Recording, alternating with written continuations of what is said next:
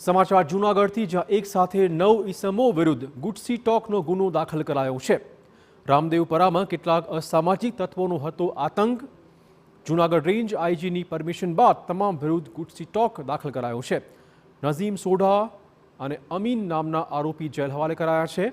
સલમાન અને અસલમ નામના આરોપી ફરાર થયા છે. છેલ્લા 10 વર્ષમાં તમામ વિવિધ 153 ગુનાઓને આપ્યો હતો અંજામ.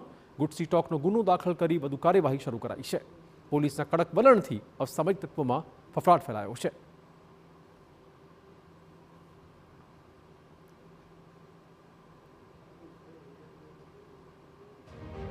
વર્ષમાં એમણે તમામ પ્રકારના, જેમાં લૂંટ, ખૂનની કોશિશ, ખૂન, ધાડ, આ ઉપરાંત ખંડણી, હથિયાર અને દારૂ જુગારના અસામાજિક પ્રવૃત્તિઓના અને નાની મોટી ઈજાઓના પણ પુષ્કળ પ્રમાણમાં ગુનાઓ હોવાનું ધ્યાનમાં આવેલ, જેની એક પ્રપોઝલ કરીને જૂનાગઢ રેન્જના આઈજીપી શ્રી નિલેશ જાજડિયા સાહેબને તરફ મોકલેલી.